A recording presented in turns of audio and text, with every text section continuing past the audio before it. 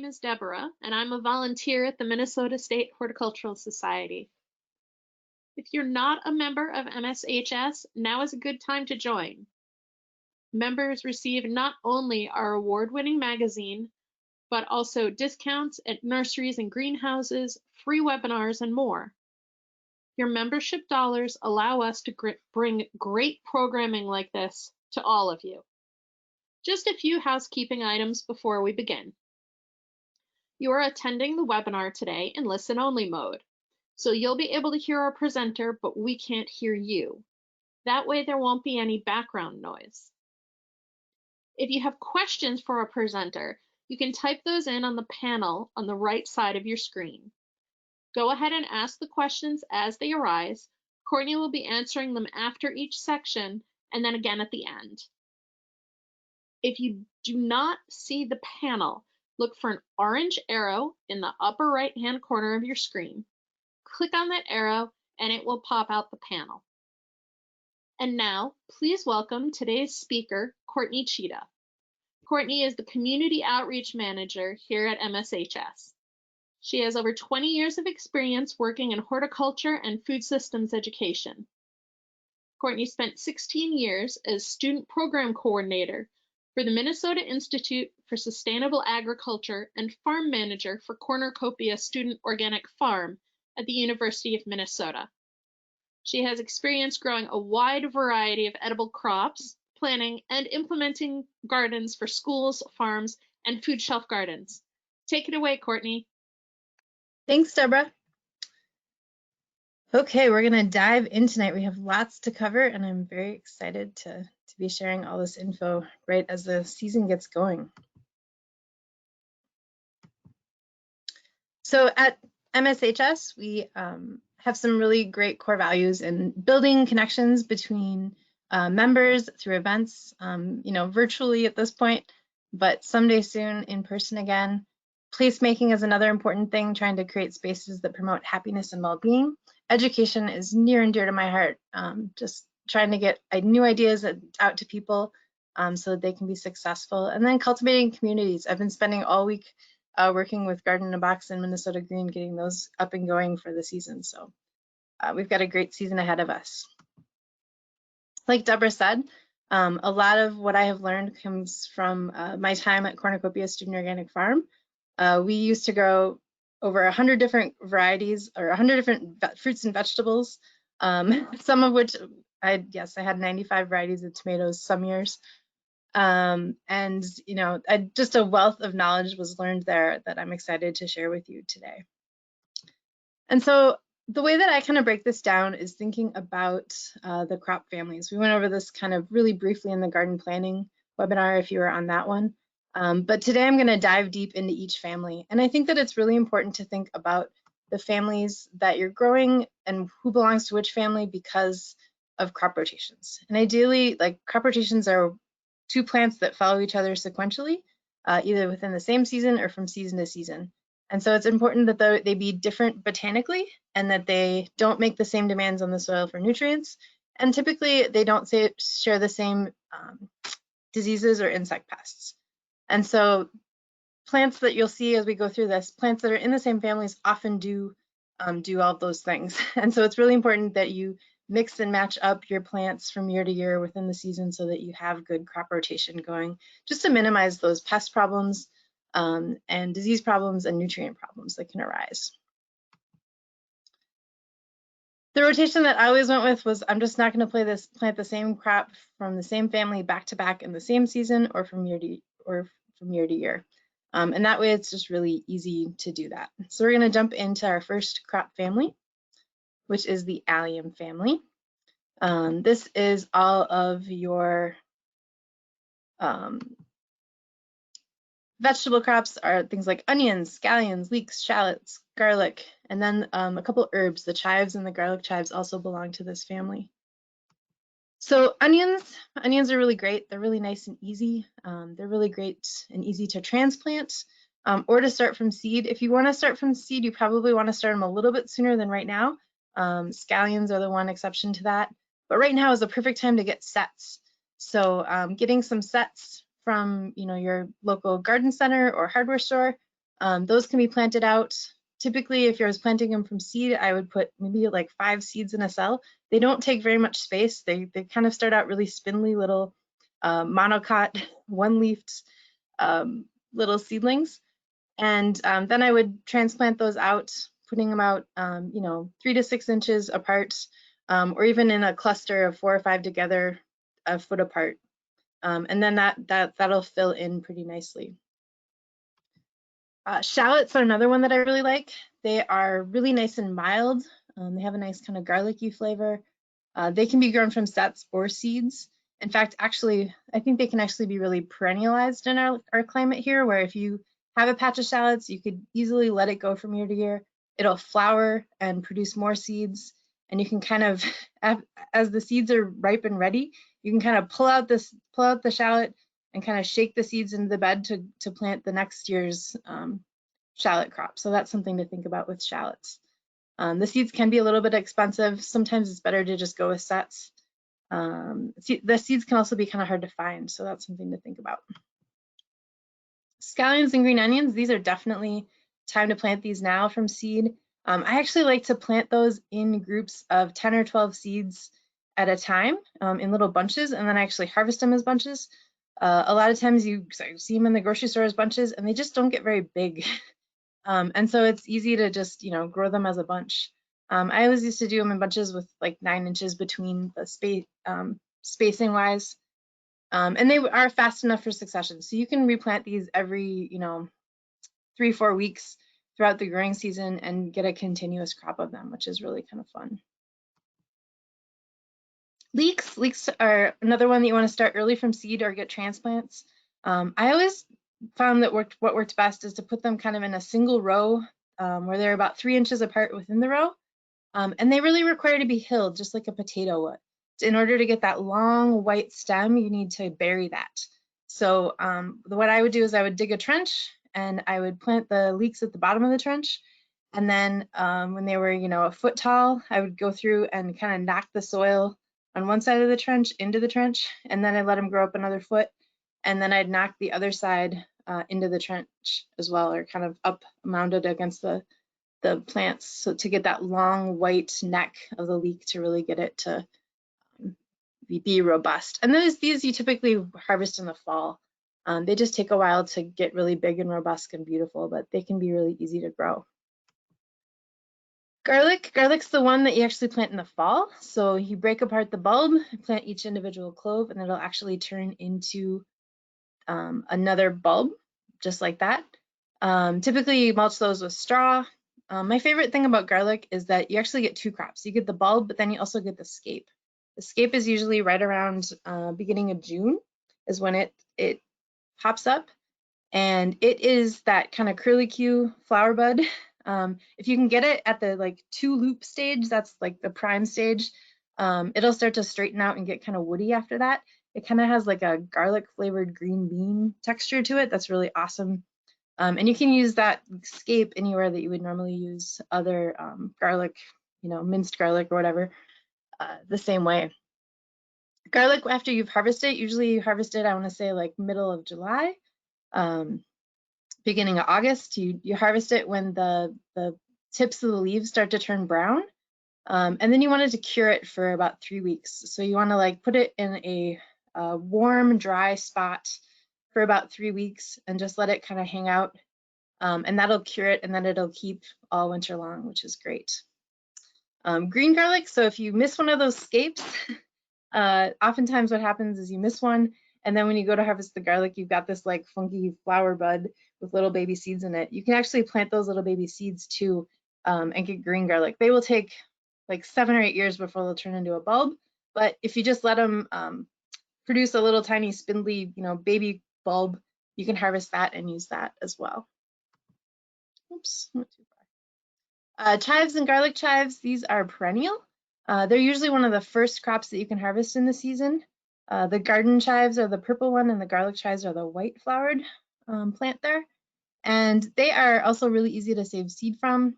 You can also stagger the cuttings for a continuous harvest. So if you harvest a little bit now and then wait 2-3 weeks and come back and harvest more, or even harvest a little bit each each week, it'll actually stagger it'll continue to produce more and more leaves that you can harvest.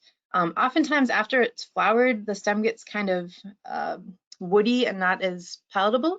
At that point, it's a good idea to just cut back the whole plant and then let it resprout again, and then you can continue harvesting in that. So just a quick overview of this family. A lot of times you can start them from seed. The garlic, shallots, and onions can all be from sets. They're all fairly cold tolerant. If you've got these outside right now, I wouldn't even worry about them with this cold weather that we're having the next couple days. They will be just fine. You want to cure the onions, shallots, and garlic. Chives and the garlic can be kind of perennial. The shallots, I guess, too. They're all pretty much light feeders. They can be mulched with straw, and they all do really well on the polypropylene fabric, the landscaping fabric. Just to show you a picture of that. This is polypropylene landscaping fabric. It can last like 5 to 10 years. A lot of times what I did is I had chunks of it that I had holes pre-cut, and then I would just move them around, the chunks of fabric to plant into. It really minimizes weeding with onions and shallots, especially. Like, they're just not very weed competitive. So if you can find a way to get ahead of those weeds by using a weed block, that's going to be a really good thing. So just to give you an idea of what this looks like. So here's a bed of onions that were planted in the weed block. You can see I've got clover in the pathways, but there's almost no weeds in there. Versus the one year that I thought, oh yeah, I can just plant these out straight and they'll be fine. No, they were in a mess and you couldn't find them. They really, really are hard to control the weeds in. So you want to keep an eye on that and be pretty diligent. Deborah, are there any questions on alliums before I move to the next thing? Oh, there most certainly are. The first question is from Michelle, who wants to know, if shallots can seed themselves, how do you rotate them? So what I kind of did was, when you pull them up, have the next spot that you want them ready, and you kind of shake the seeds over into that next spot. Is kind of what I would do. But if they're perennial, you could also just have like, here's my shallot patch, and until I have a problem with them, grow them there, and they'll be fine. That's one of the nice things about this whole family, is that there aren't a lot of diseases or pests on the onions. There's a few, but they're pretty minimal and few and far between. Okay. Bobby says, I have not been able to find leeks for transplanting. Do you have any advice? Boy, I have not been out and about, so I don't know what's out there. I would just keep an eye out. You could still try to start them from seed. They're just not going to get as big at this point if you can find the seeds too. And you know, if one thing to do would be to, you know, if you've got neighbors that have gardens, ask them. A lot of times gardeners want to share their wealth and abundance. So maybe a neighbor has some that they can find. Yeah, if anybody wants chives for anything, just let me know. Cassandra has said, I found some leeks at Malborg's in Rogers. So there you Perfect. go. Thank you. Malborg? I think that's how you say it. Thank you, Cassandra. And since you asked, garlic chives are the ones with the white flowers? Yes. Yep. Okay, we have Anita says, I have scallions that I didn't harvest last year, and they've come up again this spring. What do I do? Do I let them grow? Do I pull them all up now? You can harvest them whenever you want to have some scallions. That's the lovely part about it. A lot of these alliums are kind of perennial in our climate, and they will come back. I always like forget one or two garlic, and then they come out the next year, and I harvest it for green garlic. So yeah, you have lots of options. Okay, and Sandy reminds everybody that the chive flowers are edible, and yes. I second this. They're delicious. Definitely. You can also, if you're overrun with blossoms, you can pick all the blossoms, give them a rinse, and put them in vinegar. And you can make chive blossom vinegar. It's a flavored vinegar. Awesome. Yeah, I found 3 bottles of it that I forgot I made. I'm sorry if I don't say the name right. Ellerine, I think. I'm sorry. Asks about fertilizer for onions? Honestly, a really minimal light, they're not heavy feeders, so unless you have really, really depleted soil, they're probably not going to need much. Adding a little bit of compost is probably more than enough. Okay. Lucy wants to know if chives will reflower if they're cut back after their first flowering. Sometimes, not all the time, but sometimes. And sometimes if you cut them before they flower, you can kind of stagger the flowering as well. Lisa wants to know, how are garlics perennials? Well, they're perennial in that they'll just keep growing if you leave them in the ground and you don't harvest them. So you have to, harvest. If you miss one, then it'll come back. It's not gonna they don't usually die out over the winter if they're left in the soil. So they're hardy enough. They actually like that. They need that cold spell over the winter to actually acclimate. They'll put down a bunch of roots in the fall. And then as soon as it starts, getting warm enough, they're up and going early in the springtime. So yeah. Okay, and Senshi wants to know, do scallions overwinter? They can, yep. Okay, I'm gonna keep moving here. That's actually all of our allium questions, so moving on. Yeah. Brassicas are the next family that we're gonna talk about. This is the Brassiaceae or the mustard family, and these are a lot of your like standard veggie crops that you think of. Broccoli, Brussels sprouts, cabbage, cauliflower, kohlrabi, radishes, rutabagas, turnips, and then a lot of greens like arugula and collards, kale, mustard greens, and Asian greens. And there's one little flower, the sweet alyssum, that's also in the same family. These are typically cool season crops. They are, moderate to light feeders. So again, they don't need much more than a little bit of compost at the beginning of the season. Transplants are often mulched. They can be planted in successions as well. A lot of them are quick enough to get more than one crop per season. They are susceptible to flea beetles, and we'll talk about that in a minute, and the cabbage loopers as well. Broccoli, cauliflower, and Romanesco, these are all kind of very similar in how they grow. If you don't know Romanesco, it's one of my favorites. It's that green, fractally, goofy-looking vegetable there. It just has this really delicious, nutty flavor when it's roasted. These ones, the trick with them, I think, is to really not let them get too root bound. Cauliflower is probably the hardest thing that I've ever grown. The trick that I found with cauliflower is to actually start the seeds around June 1st, transplant them into the garden July 1st, and then you get a really nice fall crop. The same is kind of true with Romanesco. That one, if you plant it too early, it just seems to grow and grow and grow and never get that nice head. Broccoli is a lot more forgiving. Broccoli will make that nice head, and then it will, you can harvest that, and then oftentimes you'll get side shoots that you can continue to harvest throughout the season, which are really nice too.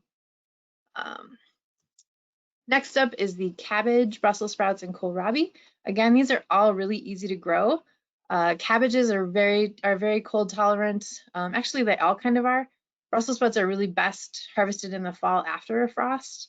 Kohlrabi is really a quick crop that you can get multiple harvests throughout the season if you continuously kind of plant it maybe once every 3 or 4 weeks.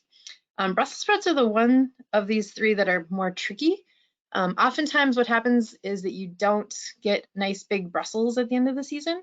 And the trick is to take off that top. So the little mini cabbage that's on the top of the plant, it's often, I've heard it be called the Brussellini. If you actually remove that around Labor Day, then usually 2 or 3 weeks after that, all of those Brussels are gonna like puff up and get big and nice, kind of all evenly. If you don't do that, if you leave that there, they're gonna ripen much slower. The ones at the base will ripen first, and then they'll kind of slowly move up the stalk.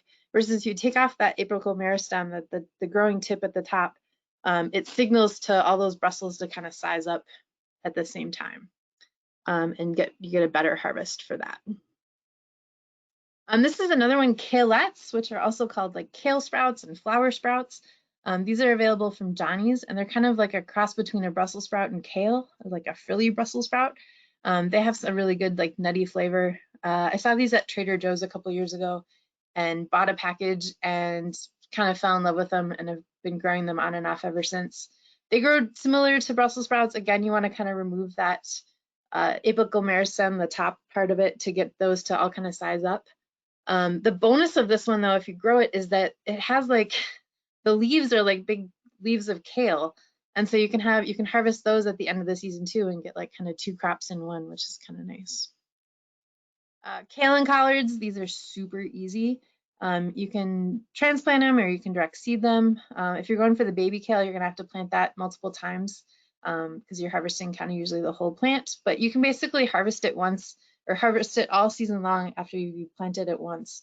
A lot of times at the end of the season, like my kale plants, they look like little baby palm trees because you've got like this stalk with like just the leaves at the top, a bare underneath or on top of the bare stem, and they're kind of fun that way. Arugula, mustard greens, Asian greens, these are all pretty easy to direct seed or transplant. They're pretty easy to grow. You want to make sure that the varieties are what you want. Sometimes they can be a little bit on the spicy side. And these are ones that the flea beetles tend to really like. So flea beetles are these little tiny black shiny bugs that really like brassica family crops. They take little bites out of the leaves and they give you that kind of dimpled effect that you see there. What I've found to be most effective is to cover them with row cover. Arugula and radishes seem to be the most susceptible. So, literally seeding those crops and then putting the row cover over them is the best way to kind of keep them out. They tend to overwinter in the soil. So again, that crop rotation is really important. So if you had a bad infestation of flea beetles last year, you're going to make sure to move your crops, anything in this brassica family, away from that spot this year, so that you don't attract them and create an all-you-can-eat buffet for them. The row cover is kind of like a Rime or Agribond are the 2 brands that are often out there. I know that like Mother Earth Gardens and Eggplant Urban Farm Supply both carry the row cover, and so they're good sources for that. You can also find it online a lot of times. And I would say with the flea beetles, like all of the crops in this family can be susceptible to them, but they seem to go for the arugula and the radishes first. That's what they seem to like best. Radishes, rutabagas, turnips, these can all be direct seeded. Radishes can split when you have like big influxes of moisture. So if it rains a whole bunch, you might have split radishes afterwards. So it's a good idea if it's going to rain and you've got radishes that are almost harvestable, maybe go out and harvest them just to try to prevent that. Turnips and rutabagas can actually be transplanted. So I kind of discovered this by accident, but you can start them and then transplant them out and they'll grow great. Turnips, I think, sometimes get a bad rap, so I would suggest if you're not a huge turnip fan, trying some salad turnips. Those are those white ones at the top there. And they just have like such a lovely, like the skin has a little bit of a radishy bite to it. And the inside has this like creamy cabbagey texture. So if you want the bite, you can leave the skin on. If not, peel it off. They're really great grilled, believe it or not. And you can eat them raw too, which, a lot of times turnips, you want to wait till it's fall or winter to eat those in hearty soups and things. But the salad turnips are definitely like a new up and coming crop that you should definitely give a try. Questions on brassica family? Yes. Anita asks if you have any experience with growing baby bok choy or toi choy. Does it do well in 4B? It does. It grows great. It can be susceptible to those flea beetles again. Definitely. But they grow great here. Okay, and Anne, who does a lot of brassicas apparently, she says, my cauliflower, broccoli, Brussels sprouts, and kohlrabi do great, but I have trouble with radishes. They grow great tops, but there's no bulb. What am I doing wrong? Excellent. So radishes, the trick with them is they are really easy to adapt to your microclimate.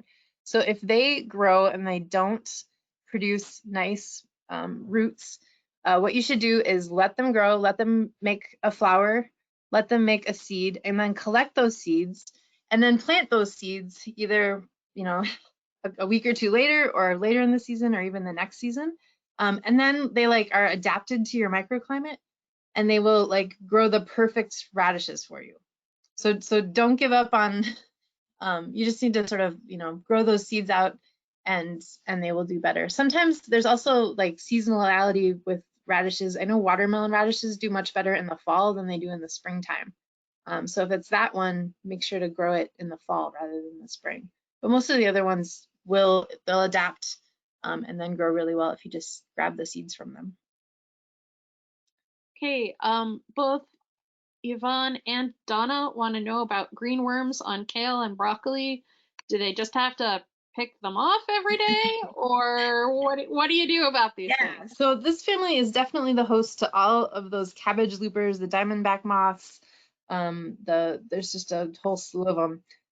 My biggest tactic is to plant cilantro and dill nearby and let it go to flower, and that will attract a lot of parasitic wasps. They're teeny tiny little bugs. They're not like a big wasp that's gonna ever sting you, but it will actually lay its eggs in the eggs of those pests and kind of take care of them for you.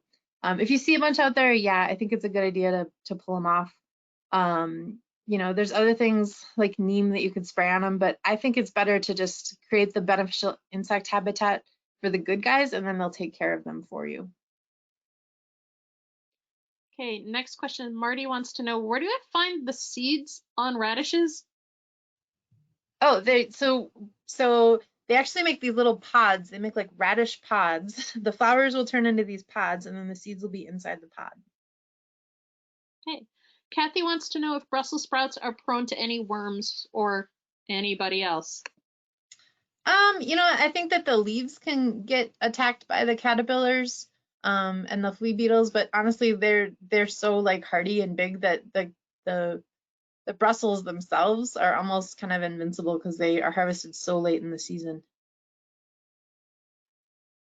Jennifer wants to know, Jennifer had the similar problem with no root, just radish tops, and wants to know, how do you know when the radishes are ready to harvest? I usually kind of like look down at the base, and when they're starting to pop up, you can kind of usually tell by the top of the radish how big around they're gonna be, and then you just pull one or two and just see and test it out. Okay. And both Senchu and Christine are asking, how close do you plant cilantro and dill to your other crop to prevent the caterpillars? And do you just write off the herbs as a sacrificial plant, or can you still use them? Oh yeah, you can still harvest them when they're young, but when they get to the point where you're kind of like not gonna harvest them anymore when they start to flower is typically, I mean the dill, even with the flowers, you could harvest that for the flowers and the seed heads when you're pickling. With the cilantro, by the time they flower, they usually get kind of bitter.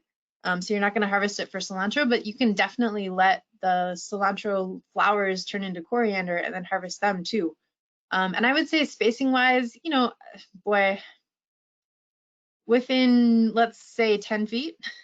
If you've got those plants within 10 feet of your other plants, those good insects will find the pests for you. Okay, and Kathy says that her Brussels sprouts only grow to the size of dimes. How do you get bigger ones? Is it that the growing season is too short? Nope, it's that you probably haven't removed that top. And when you remove that top, that'll trigger for all of them to size up and be nice and big. Okay, and are brassicas going to be safe from this upcoming cold spell? I think so.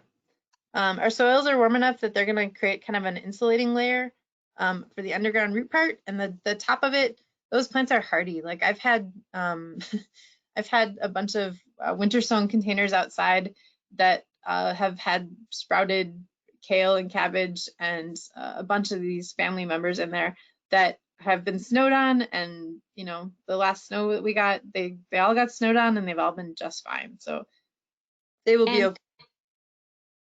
And what was the name of the row cover again? Remay or Agribond. So REMAY or AGRIBON.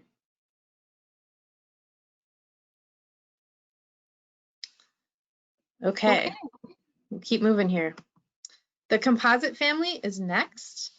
These are also Asteraceae is the Latin name for these. And these are a lot of greens. So lettuce, endive, radicchio, chicory, artichokes, and then a lot of the flowers that we grow are in this family.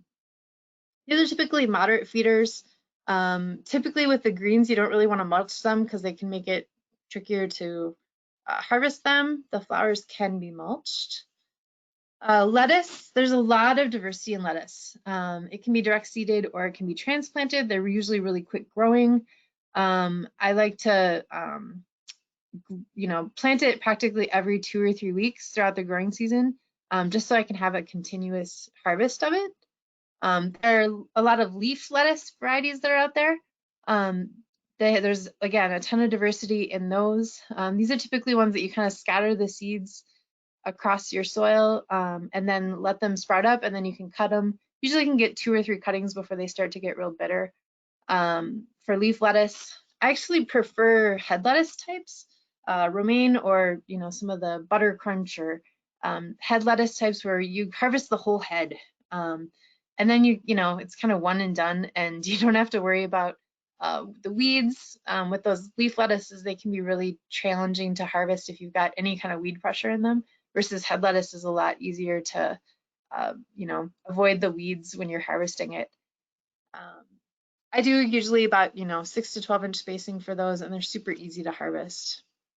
Endive, radicchio, chicory, these are all kind of specialty greens.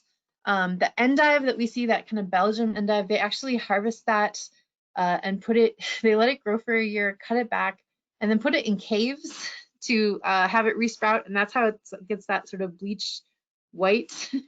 So keep that in mind if you're trying to get that effect, that might be a challenge. The frisee and curly types can be kind of quick to rot and bolt, so you want to make sure that you're growing those with kind of good air circulation and keeping an eye on those.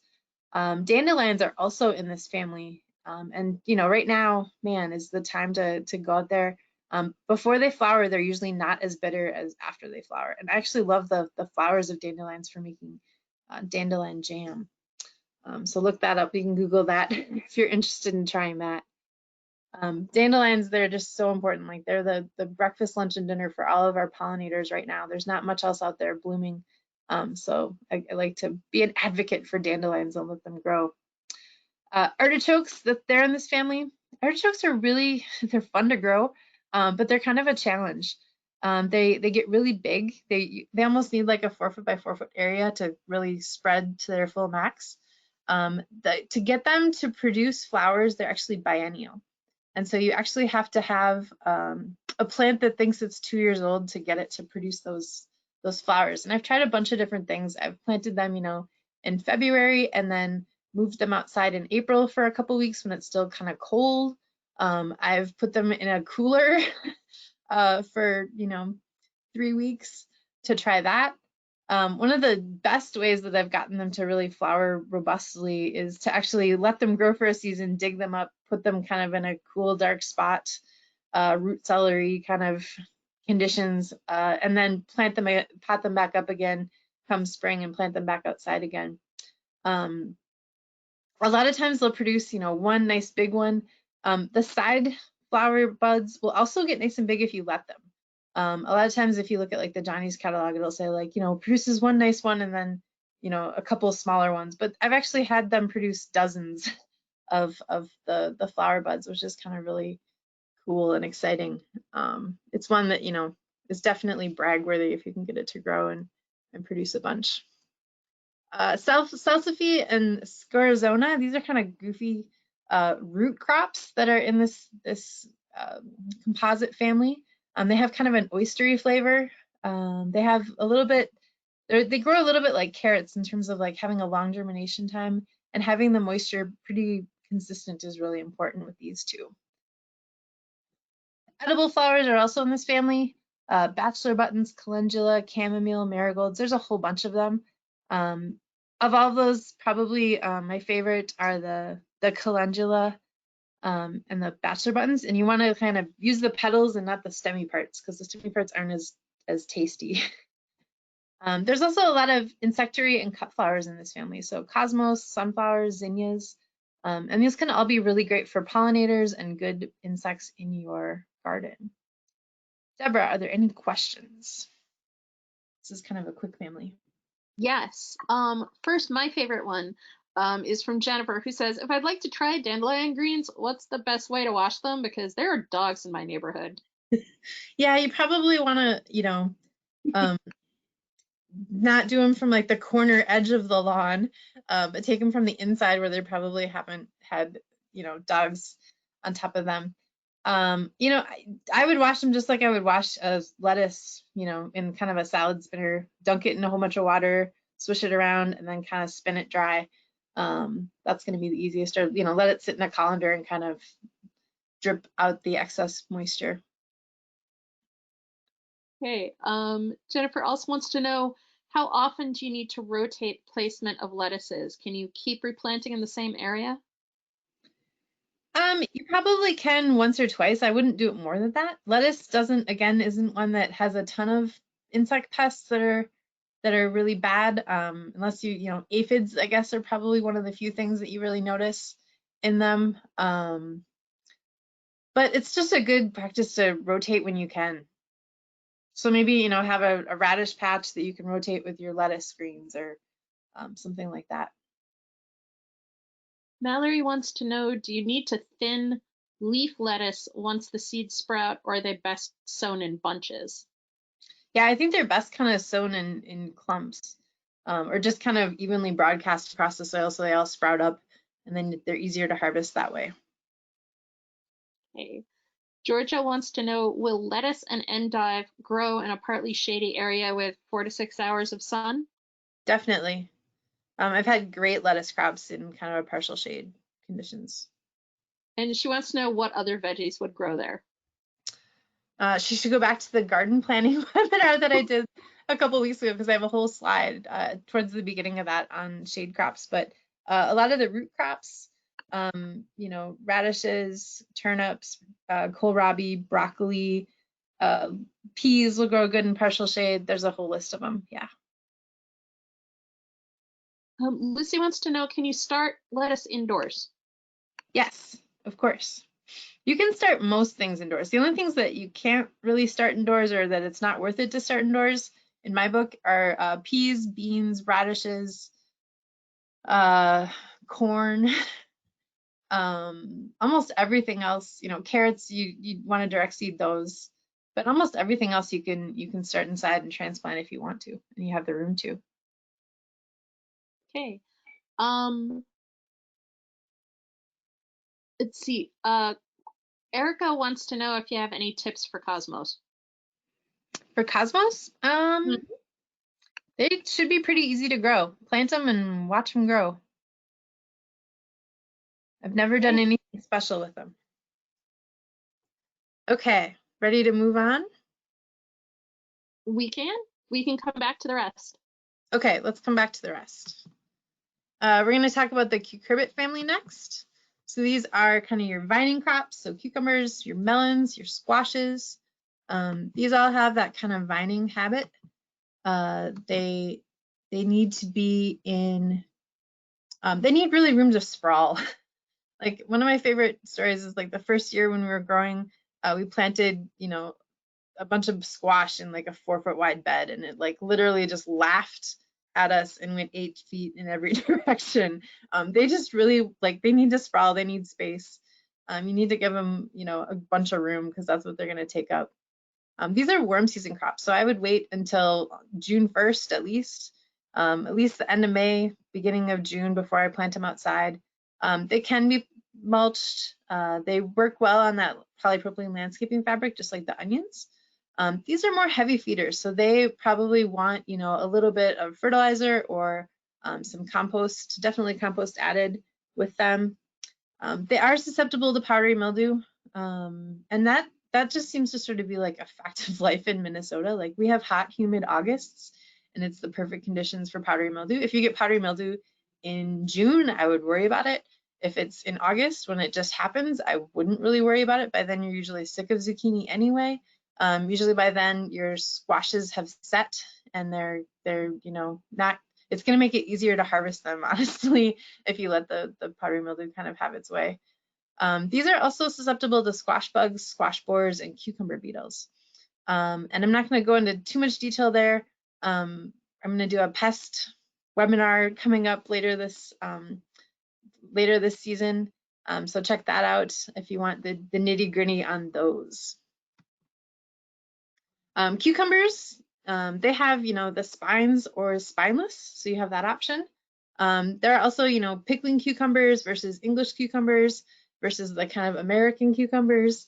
So you have lots of different options in terms of what kind you want to grow and what sizes you want them to get to. There's some really cool Asian cucumbers out there that have kind of like the texture of a dragon tail. These can be trellised. A lot of times they don't need to be. They'll kind of sprawl on the ground just fine. They can be easier to find when you're harvesting them when they're trellised. When I'm going to harvest them, a lot of times I kind of like to pick up the vines, and you can feel the weight of the cucumber hanging off to help you find them. They can be planted in successions. You could plant a couple different plantings of them. Honestly, one is usually enough. They'll usually go for quite a long time throughout the season. Melons, they're another easy one to grow. They can be trellised if it's a smaller variety. I find that the trickiest part with melons is oftentimes figuring out when to harvest them.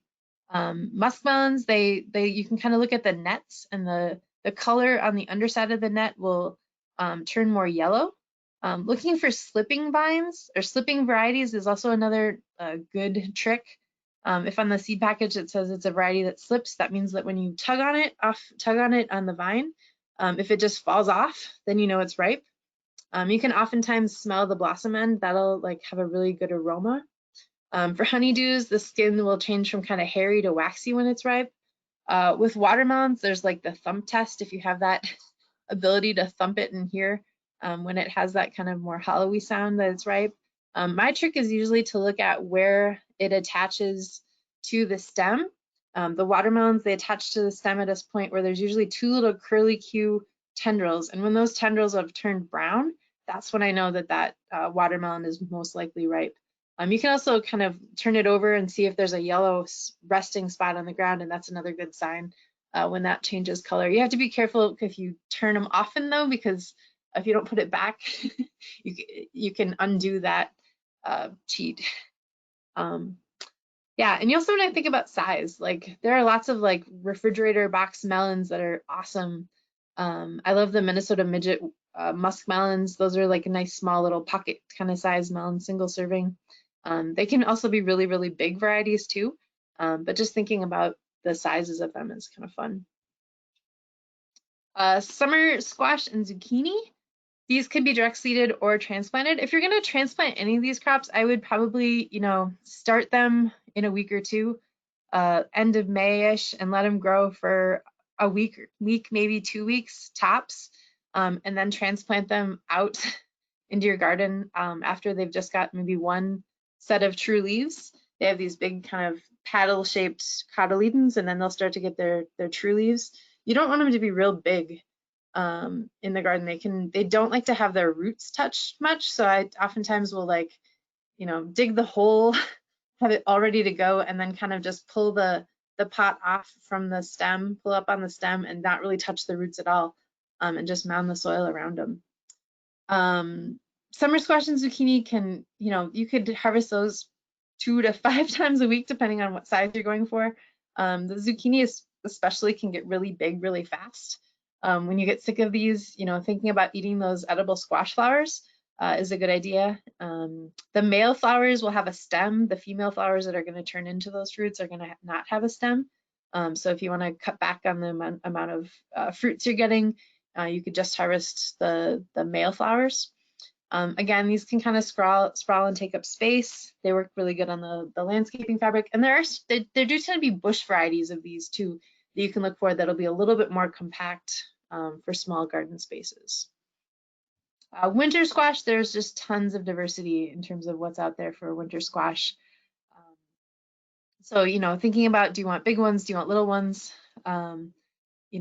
These can be direct seeded or transplanted, just like the zucchini.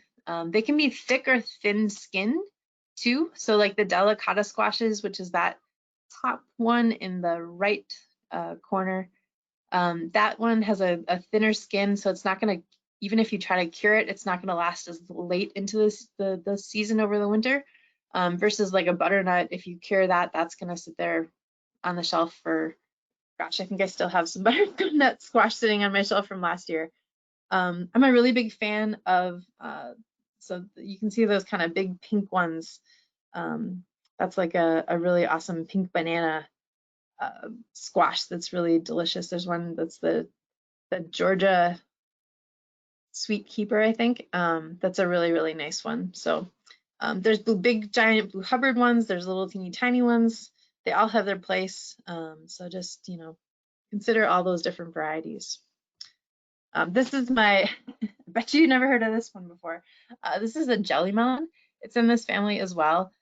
This is kind of my fun factoid. Like if you ever watch any sci-fi movies like Star Trek or Star Wars, they always have, when they show the food, they always have a jelly melon on the table.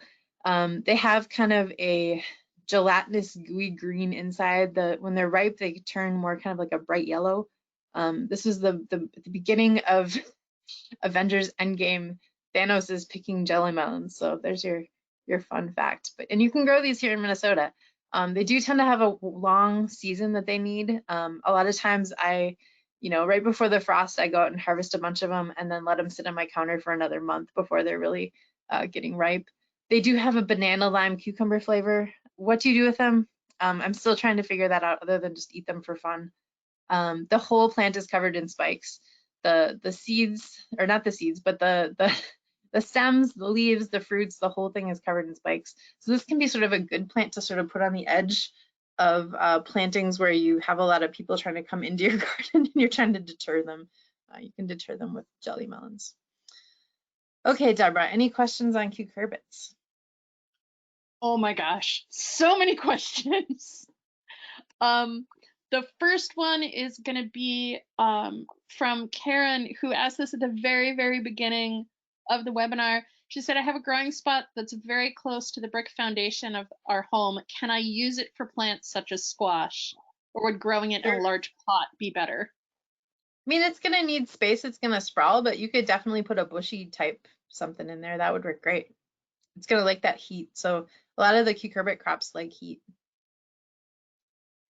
Okay. Ellerine, I'm sorry again if I'm massacring your name. What's your favorite trellis for cucumbers? Boy, I've used like plastic mesh trellis. I've used kind of like rebar mesh or like a metal frame. I think I prefer the metal frame better, just because it's sturdier, but it doesn't really take much. I mean, I've grown them up and over pallets. I've grown them, you kind of have to train them to go up or to start climbing up. They're not going to just go up by themselves like some things will. But yeah. Jennifer wants to know, can you plant cucumbers and peas together, or what are compatible to grow at in the same spot? She's using garden circles, which is a type of raised bed. Right. Yeah, you could do them together. The peas are going to take off early. You could plant them probably a month and a half before you're going to plant the cucumbers. And so the cucumbers are just going to be kind of getting started while the peas are in their prime. And then as the peas start to die back, the cucumbers will take over. So yeah, I would think that would work great. Do cantaloupes ripen more after being picked? In my experience, not much. Like I think that unless you've got like ethylene that you can douse them with like they do on trucks, you're better off waiting until the like vine ripened in my book. Plus they just taste so much better. So does putting them in the brown paper bag with the banana work, or? I have not tested that very often. If someone else wants to chime in on that, I like to just wait. We will await that answer. Sounds good. Have you tried any of the Asian squashes? I've tried a lot of squashes. I'm not sure if I've tried any of the Asian ones or not. Yeah. What was the next? When you use landscaping fabric, do you have to water more often? No, it's water permeable. So if if it rains, you will be just fine in terms of having them yeah, if it rains, it'll just go right through it. Okay.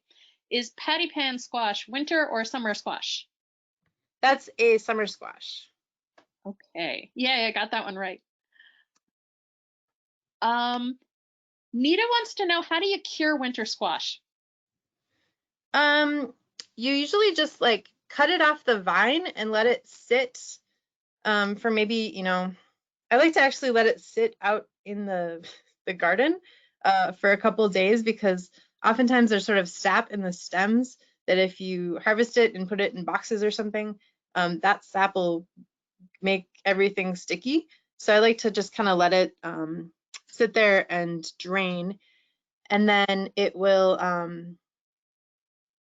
kind of, you just like put it similar to the garlic, where you want it in kind of a warm, dry spot to let it just sit for a week or 2 or 3, and that'll kind of cure it so that it hardens that skin up. Is horned melon the same as jelly melon? Yes, it has like horned melon or kiwanu or something like that. Yeah. Okay. Squash and melons, are they susceptible to deer and rabbits? In my experience, not really, but I don't have a ton of experience with the deer being an issue. We just don't have very many deer where I'm at, but rabbits typically like a lot of other things better than those. Well, I learned a long time ago to never say a rabbit doesn't eat anything in particular, because there's always one rabbit who will. Gotcha. But I mean, that's because they ate my chives. I have very strange rabbits, apparently. Yep. Kathy has a pumpkin question. When you're growing them, how many blossoms should you leave on the vine, and when would you take off the blossoms? So if you're growing like giant state fair pumpkins, you might want to like only have one blossom and one, on the vine. If you only have a limited area for them to grow, you might want to, take off a couple of the blossoms. But otherwise, if you've got a big space that they can grow and sprout, I would just let them all go, and you'll get as many pumpkins as you can. Okay, I'm looking at the time, and I'm going to say let's keep going, and we'll get back to everyone. We will stay on for longer after the official time is over if you want to stick around if we didn't get to your question, or you want to listen to the other questions. Perfect, thanks. So the goosefoot family is next.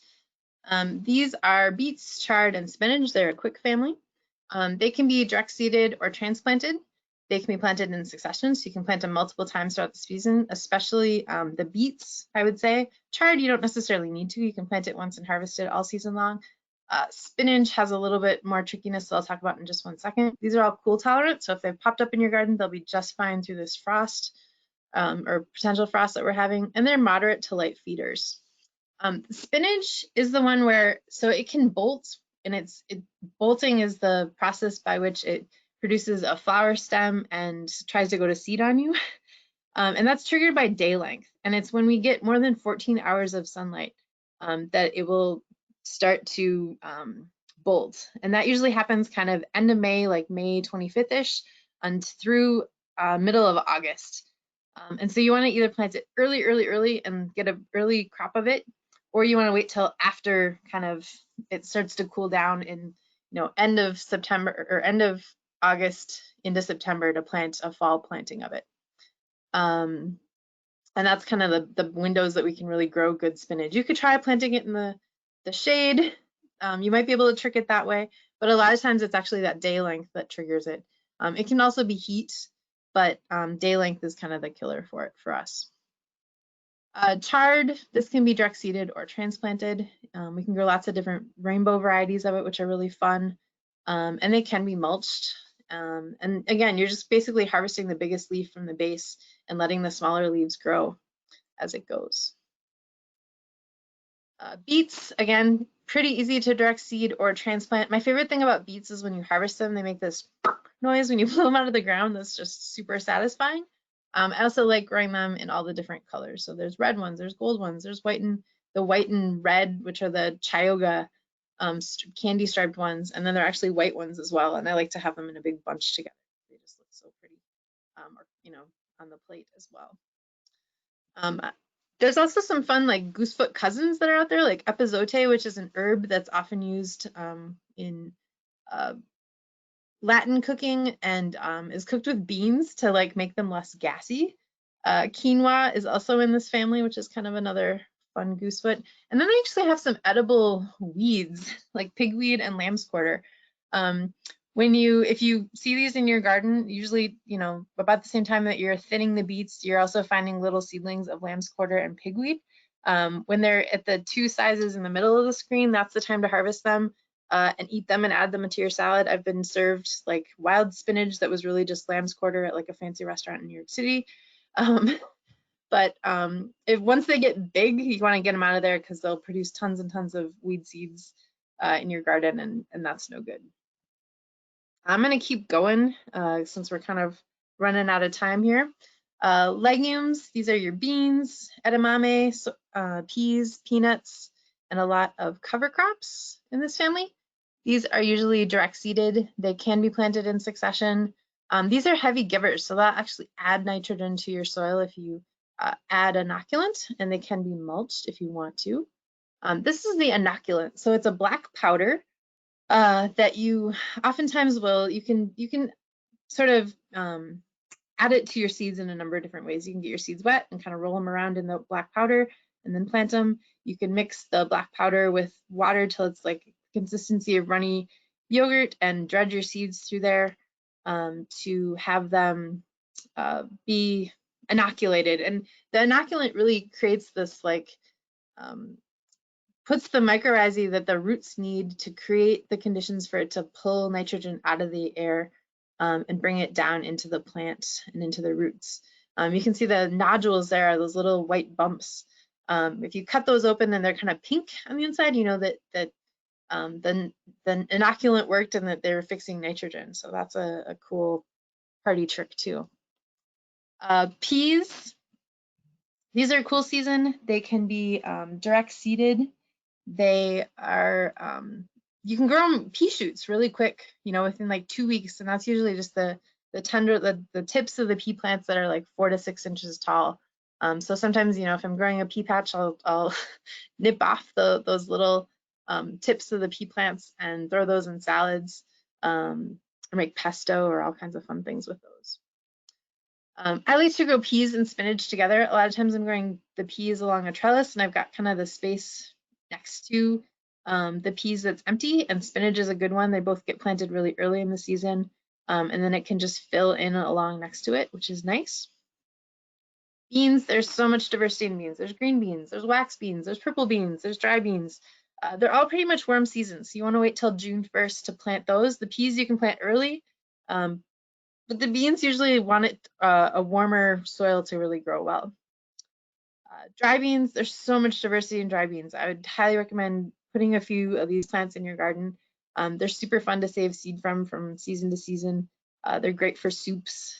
There's just so many like fun, colorful varieties out there. Edamame, soybeans. These are, again, warm season, so you want to wait till June 1st to grow these.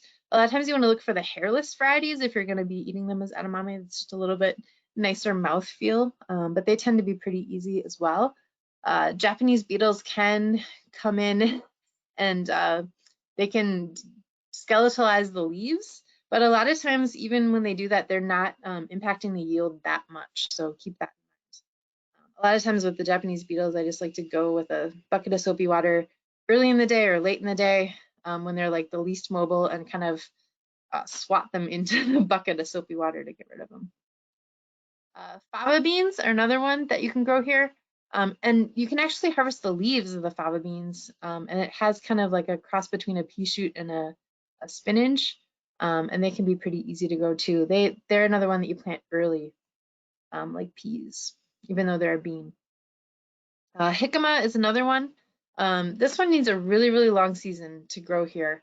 I've gotten a lot of like baby golf size ball jicamas and not too many bigger, nice jicama like you buy in the grocery store. I think they're growing those further south where they have a longer growing season.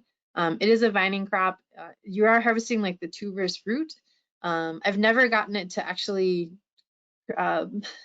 flower and produce new pods to collect seeds from, but something to try. Cover crops, alfalfa, clover, vetch, and field peas are all in this family as well. I really, really love clover. It's like one of my favorite things. White Dutch clover, I usually put it in my pathways between my beds. It helps to minimize the weeding because you can just mow the pathway. It's providing nitrogen fixation to that soil that you're walking on. You can walk on it after it's been raining and you're not going to compact your soil.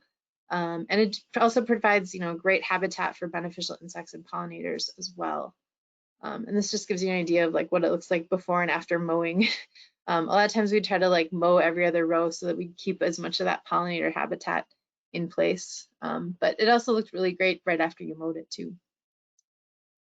I'm just going to keep going and we'll save the rest of the questions till the end. Nightshades are next. So this is your eggplant, your ground cherries, your peppers, tomatillos, tomatoes, and potatoes. These are all heavy feeders. So again, they're going to maybe want a little bit more fertilizer and compost. They can all be mulched. These are worm season crops too, and they are susceptible to the Colorado potato beetles. Eggplant, there's all different kinds of diversity in eggplant. So if you want the big purple ones, make sure you're growing that variety of them, or if you want the long skinny, green ones, or the orange pumpkin-y ones, these are definitely ones you're going to want to transplant. They can take a little bit longer to produce fruits. And with eggplant, eggplant is kind of like the anti-zucchini, where zucchini will like shoot up and get huge overnight. Eggplant just grows really, really slowly. So you kind of have to have a little more patience if you want big ones. They will eventually get nice and big if the variety is a nice big variety, but you have to kind of be patient and it can take a little bit longer than you expect it to. Ground cherries, these are one of my favorite crops. If you don't grow ground cherries, you should definitely try them. They are transplanted. They kind of grow in the same size and shape as like a pepper plant. My favorite thing about them is that when the fruits are ripe, they actually drop onto the ground and then you kind of get to forage around for them. They have kind of like a fruity, nutty, pineapple-y flavor to them that is just kind of divine. And they're just really fun to grow. They kind of like nature's candy. They have their own little husk paper wrapper on them, which is fun. Peppers, again, you want to make sure that like you're growing the ones that meet your needs in terms of spiciness. There's a whole, Scoville index of options in terms of like very, very hot to sweet and not hot at all. These again, you want to transplant. If you're looking for, a red pepper or a colored pepper, you have to wait longer. A lot of times they start out green and then they'll turn slowly as the season goes on into the color that they ultimately will be, if it's going to be orange or yellow or red. So keep that in mind. There's even some that like start out kind of a pale yellow and turn red, or a chocolate colored one that turns red, or I want to say there's also a purple one that changes color too. So, keep an eye out for that. That's kind of those are some fun varieties that are out there too. Tomatillos, they are, they can almost be weedy if you let them. They'll come back from the previous year's seed, but they're super easy to grow.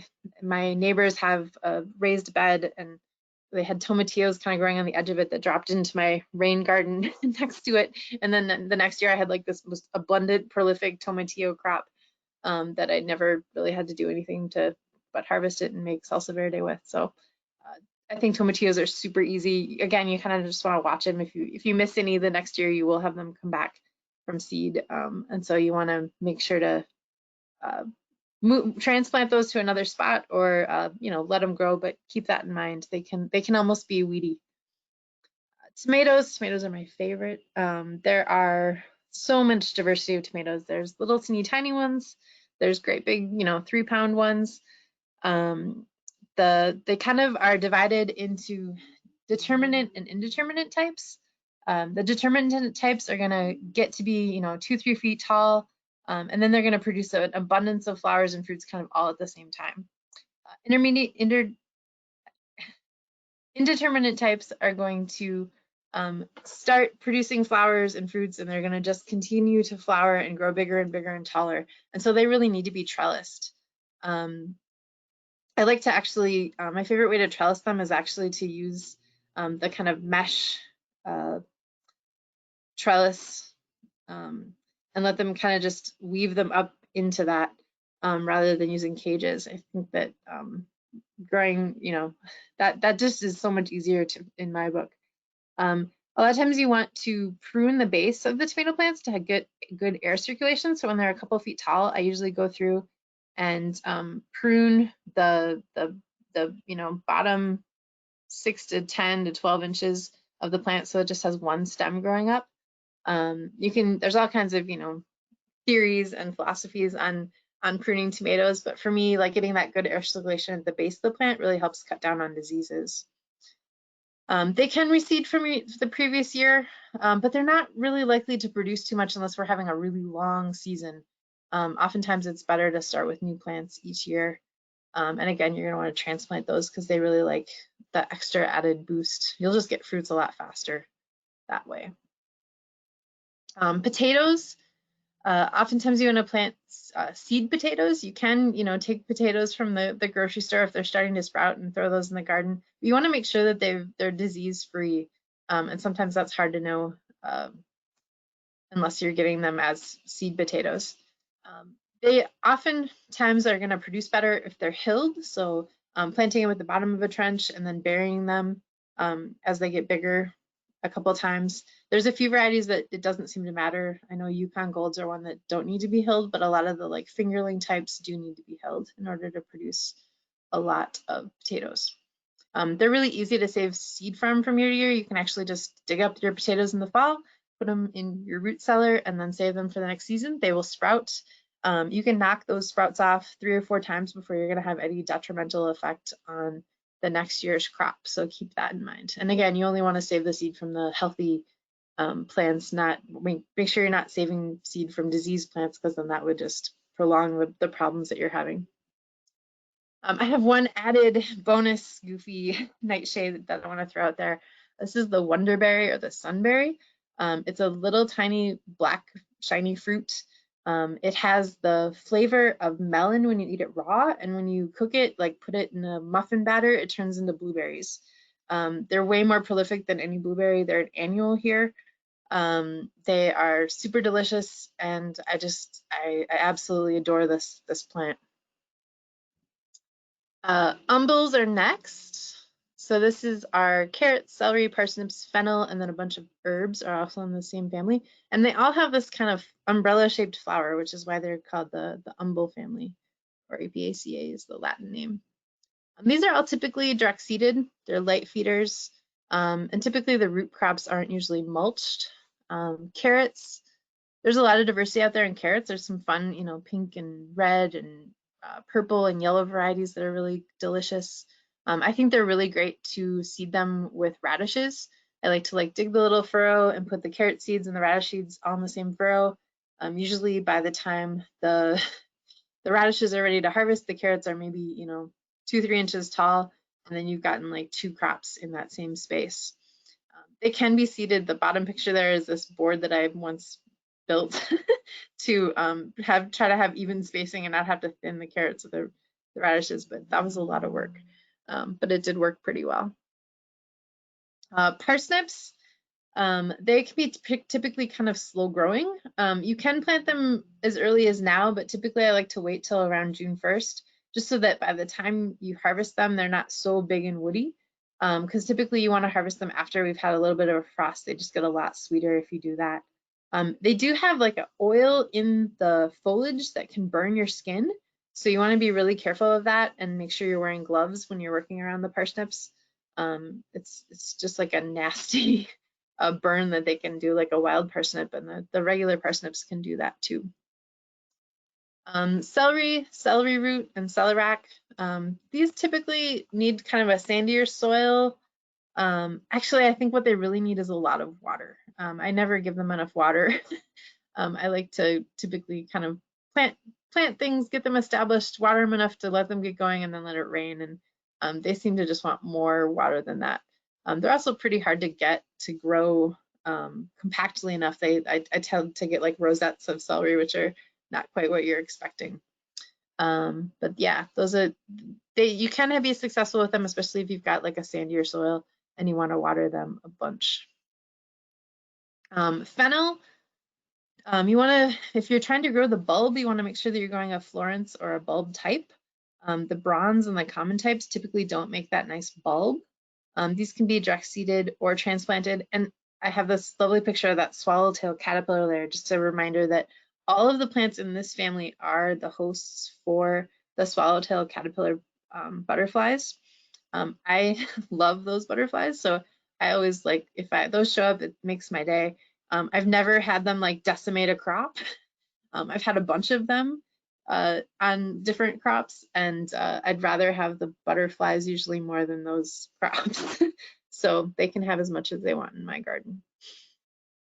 Parsley, cilantro, dill, these are all pretty easy to grow. Dill and cilantro, again, you want to kind of plant those multiple times throughout the season to get a good harvest of them. They will kind of bolt rather quickly. But you know, they're still, their seeds are all nice too. So, you know, letting them flower and be the habitat for those beneficial insects can be really good. So that's something to consider. Parsley is a good transplanter. Chervil, caraway, and anisole are in this family as well. And then our last group is kind of this miscellaneous families.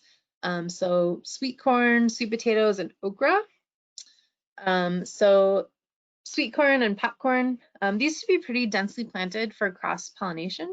They can be pretty heavy feeders, so if you might want to add a little bit more fertilizer, and then both at the beginning of the season and at the end of the season, because oftentimes or before the next planting, because they can deplete the soil. And they can be susceptible to the corn borers, so you want to be careful with those. Sweet potatoes have kind of a vining habit.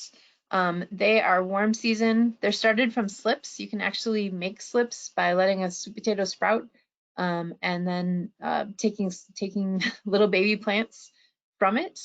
They're pretty light feeders in the grand scheme of things, but they probably would benefit from just a little bit of compost as well.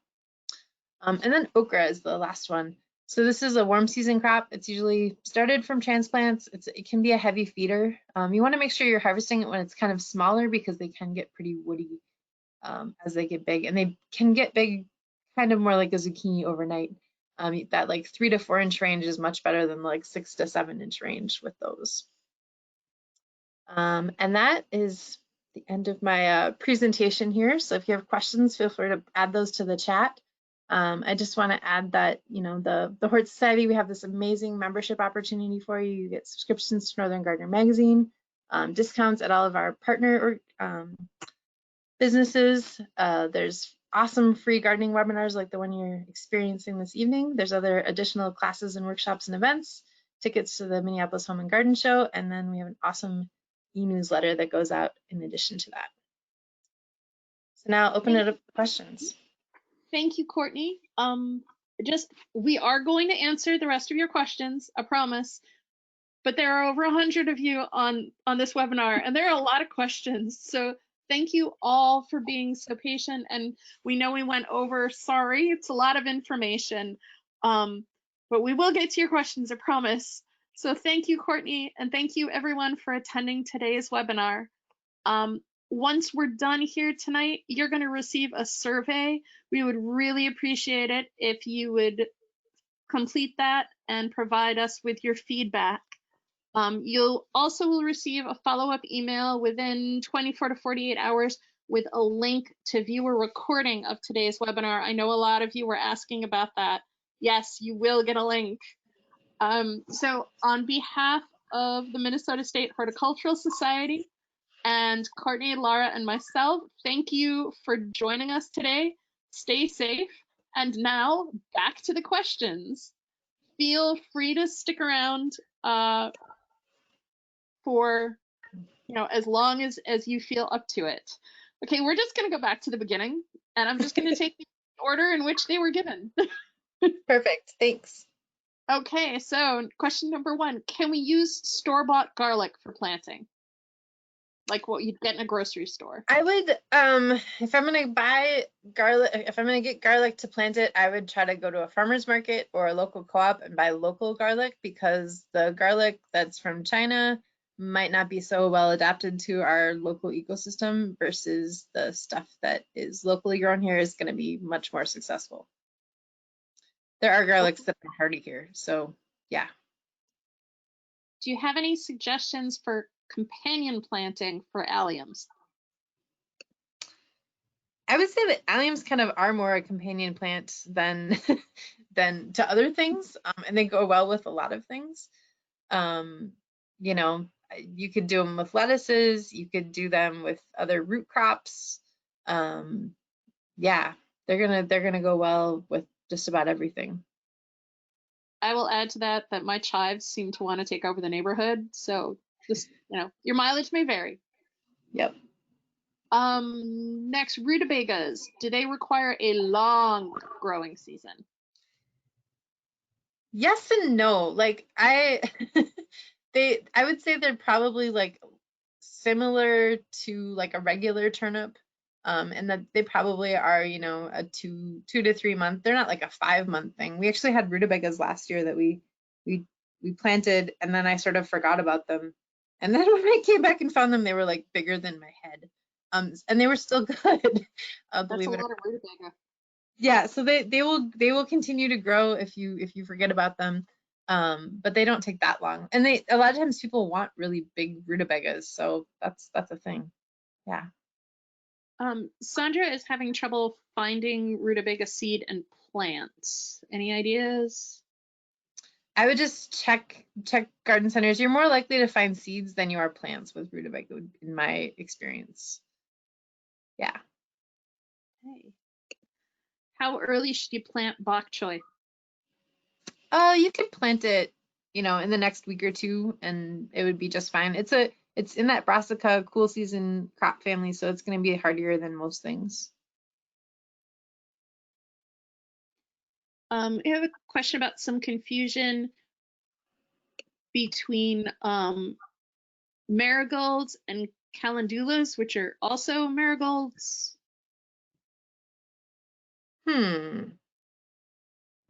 Why I guess the question is, why are calendulas also called marigolds? I have not experienced that. I I don't know think why. that the calendula has like a more of a daisy-like flower. I mean, they both have the petals and the rays, composite flower type, but I've always seen them listed separately. I have not heard the calendula called a marigold or vice versa. And we've had a few people ask this next one. Besides the brassicas, will other early crops already planted, like my lettuce, spinach, radishes, peas, also be okay with the cold snap? Do we need to cover things? I have all of those things outside growing, and I'm not covering any of them. It doesn't, I mean, check where if you're up north, and it's going to get below 30 degrees, then yeah, I might throw a sheet over them. Here in the Twin Cities, we're looking at a low of 32 and 33. I think they'll be fine. Okay. If I plant two different varieties of cucumbers or watermelons, will they cross-pollinate? It depends. I would look at look up the Latin name, and if they're gonna likely have the same genus, but if the species is different, they're a lot less likely to cross-pollinate. And usually with like cucumbers and melons, they are a different genus altogether, so it seems unlikely that they would cross-pollinate. But some like squashes and zucchinis are more likely to cross because they can sometimes be the same. Okay. Does the landscaping fabric help prevent blight? Blight? It does in that it can help keep, the microbes that are in the soil from splashing up. And so it can, to a certain degree, it's not going to like eliminate any blight spores that are out there in the air, but if you have it in your soil, it can help prevent it from splashing up for sure. Can sweet pea, the flowering plant, fix nitrogen? Is it really a pea? I believe that yes, it really is a pea and it should be able to fix nitrogen. I'm not sure if you need to get a special inoculant for it or if just the plain garden inoculant will work, but you could definitely try it. You don't want to eat the sweet peas though. I've heard that those are not so edible. I Sad. thought they were poisonous. Yeah, I've heard that too. So I would They're definitely pretty avoid bad. eating those. Yeah. Margie needs some beet help. She, like I, have a garden ruled by rabbits and was using raised beds, and she didn't really get anything. And was wondering, is the soil too depleted? Was it not deep enough? Was it not loose enough? I've definitely had rabbits like chew down beets to nothing. So I'm trying some of that row cover, like planting them and putting that row cover over it can protect them. The row cover is awesome, a deterrent for rabbits. Rabbits aren't smart enough to go under it. In fact, I think they're deterred if it billows at all. So one of the tactics that I've had for some of these crops that are more susceptible to rabbits is actually to put some row cover up around it and have it kind of billowy around it. And that they have left those crops alone more likely than not. Well, she got the greens just fine, but when she went to pull it up, there was nothing under the greens. Huh. It could just be that it was too soon. You know, watching that like days to maturity and waiting that long is a good idea. But yeah. Okay. Andy wants to know, how much space do dry beans need? They're typically a lot like regular beans, green beans, and that you probably want to plant them 12 inches apart in the garden. Okay. And there are like bush types and there are also vining types of those as well. At what point in the season do you till under the white clover? Depends. A lot of times I will leave it in place until I'm ready to switch my beds and my pathways because it is perennial, it'll come back. You know, if it's creeping into the beds a little bit, I might, you know, till that at the beginning of the season. It knocks out pretty easily with just a little bit of tillage. It doesn't take a lot to kill it. It can also like winter kill if we've had a really cold winter without a lot of snow cover. And I've had it come back just from like the seeds that were in the ground from it flowering and producing seeds in that situation too. But yeah, so you know, if before you plant it, I would say is probably the best, you know, before you're going to plant in the springtime is the best time to till it under. Okay. Do any vegetable plants need to be protected this week or this weekend? I mean, hopefully you haven't planted any nightshades out yet. Hopefully, you know, anything that's kind of more in the tender side, any warm season crops, I would definitely think about definitely covering those. So but potatoes need cover? This is minimal. Yeah. Okay. Could you discuss the reasoning for cutting the seed potatoes before planting?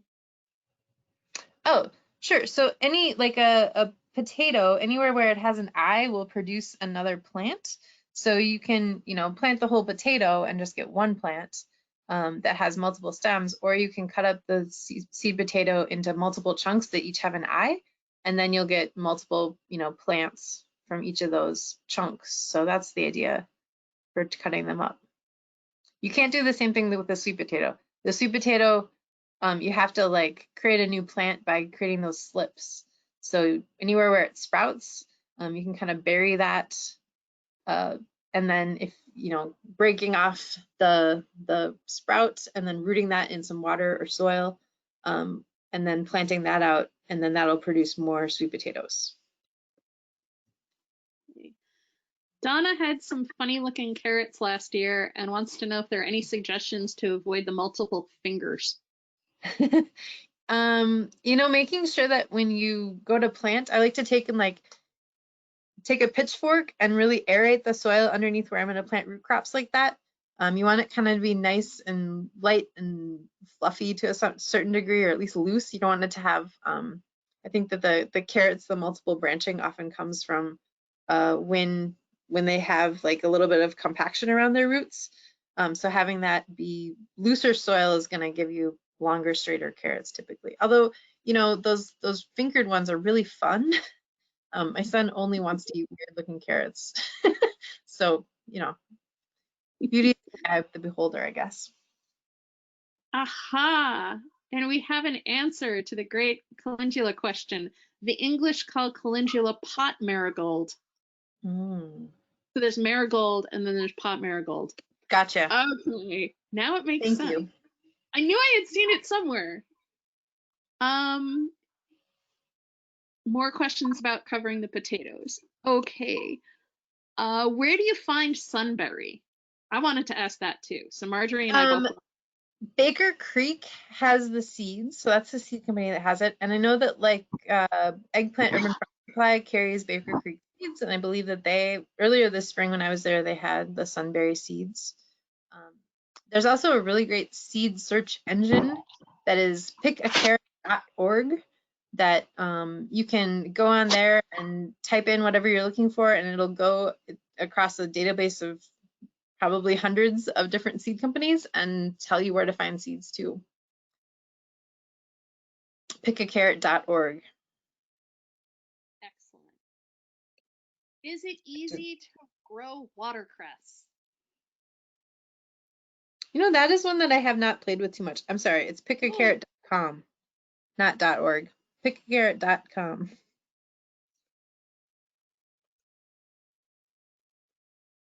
You haven't grown watercress. I haven't really grown watercress. We found one. It sometimes would likes kind of more moist soil. But beyond that, I don't know much. Yeah, I just know that in the wild it grows on riverbeds. So yeah, it would have to be pretty darn wet. When should I see my asparagus spears start coming up? Any day now. I have some neighbors that have some asparagus in their yard, and I noticed that it was just starting to pop up. So any day, I would say, depending on where you are in the state and how much of an urban heat effect you have.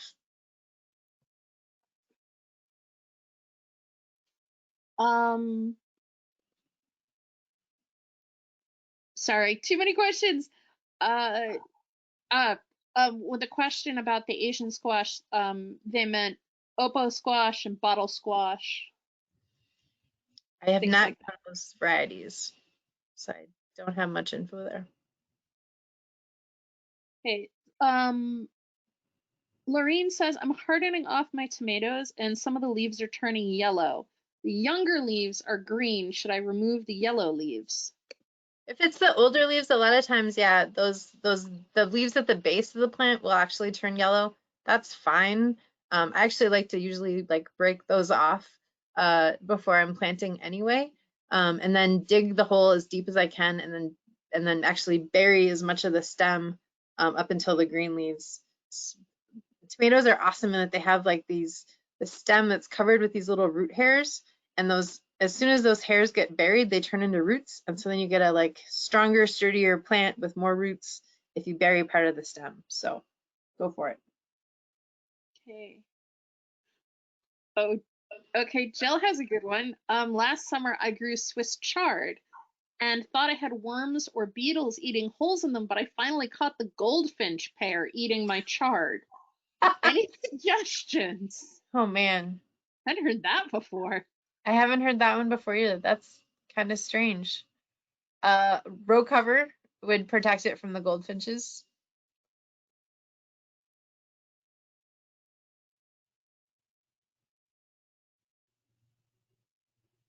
Yeah, that's just, I didn't see that one coming.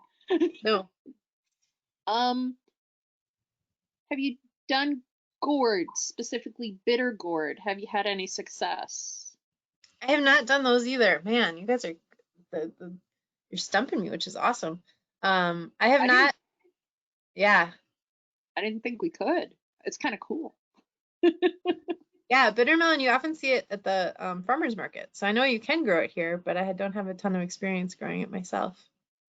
Yeah, I know the one stall that the one family I tend to buy from, they apparently it thrives because they have a lot of it. Um, are rainbow carrots distinct from regular carrots? Does it matter which variety if I want to plant them in a container? If you're gonna plant them in a container, I would say look for the like Parisian carrots that are kind of smaller and stubbier. They're gonna just do better unless you have a really deep container. Um, I would look for like the smaller, more roundish types or the shorter ones versus the really long ones. The rainbow carrots, like those are typically a special variety, or the colored carrots, they're definitely a specific variety that you're looking for. Yeah. There are a lot of people sending in their thanks, and thank you all for coming. We really appreciate it. There's a whole lot of appreciation being given. So we thank you guys very much, and you're very welcome. Oop, cover crops in containers? Yes, no, maybe? I would just add more compost. I don't know that that's necessarily, I think of more cover crops as being in garden beds where it'd be easier to till them under. You could always do, if you've got an empty container towards the end of the season, putting something like a pea or buckwheat where it's gonna, winter kill easier. That one might be a good option, but containers are so easy to just, mix in a little bit more compost during the before you plant them, that might make more sense. Is it necessary to mix the inoculum for legumes? What the inoculant does is it really like guarantees that mycorrhizae is in the soil and there for those roots. Sometimes, if you've grown peas or beans or something in the soil year after year, that mycorrhizae might be present, but you can't really know for sure unless you add it there yourself.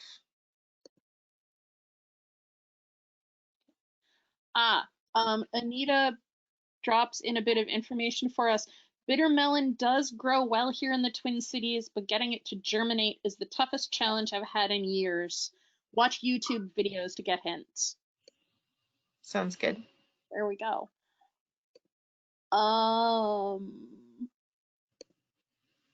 Blueberry plants that are budding and flowering, cover or not this weekend?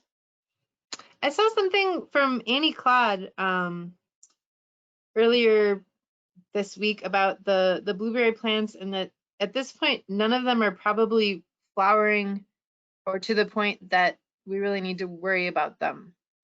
So I'm going to go with her advice and not worry about them.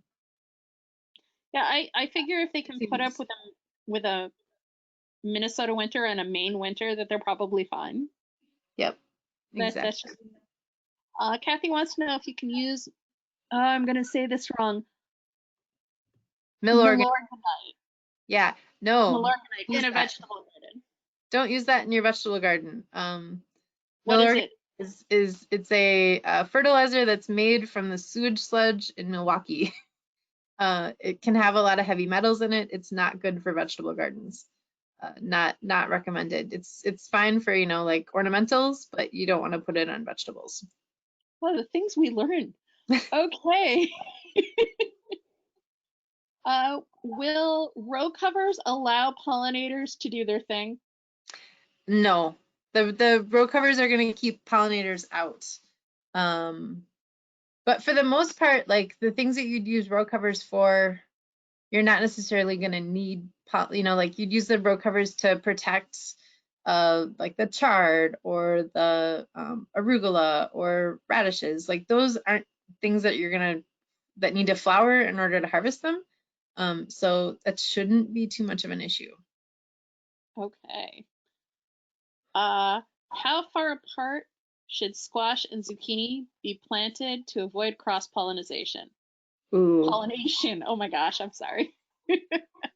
That one, I'm going to direct you to the Seed Savers Exchange website to look up because I don't know that one off the top of my head. I know that we are getting ready to launch like a seed starting or seed saving endeavor through the Hort Society, and we'll actually have a webinar coming up later this summer with an expert on seed saving and doing a Seed Saving 101 webinar. So watch out for that and come on there and ask Zach that question. I really probably have already planted your squash and your zucchini by then, so look it up on Seed Savers website first, but make sure to tune in for that. Okay. Christopher wants to know if asparagus can be planted in a raised garden. You know, in a raised bed that's connected to the ground, it should be okay. The closer to the ground, the better. You don't really want those roots kind of up above the ground because they could freeze out during the winter season, so they're going to be better protected kind of at ground level. But if it's not a really big deep raised bed, they might be okay. I wouldn't do it in a container like a pot. They're never going to make it through the winter that way. Okay, and almost last question is from Robert, who has used one of my favorite words in his question. This is how to thwart cutworms on transplants. So there's a bunch of different things you could do. You could take like a plastic cup and like cut the top of it and cut a slit so you can kind of put it around this little seedling. That's one thing. You could try wrapping the seedling, the stem of it, with some tin foil. Those are probably the two best options that I can think of. Yeah, that can be a tricky one. You could also try the row cover. That might help as well. I think of the cutworms though as kind of like crawling from the edges, so putting some kind of ring around it to protect it is probably going to be your best bet. That's an inch or two high that is going to be hard for it to get over.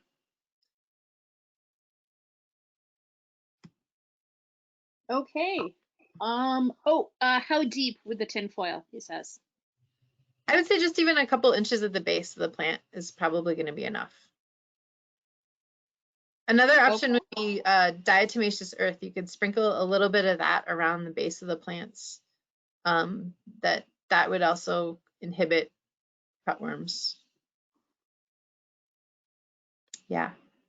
Okay, it says thank you. Thank you everyone for sticking around. Yeah, we're gonna stop the webinar now. So thank you all very much for staying so late with us. Appreciate it. We appreciate you sticking around and answering all the questions, Courtney. Thanks so much, Deborah. Everybody have a great night and stay safe.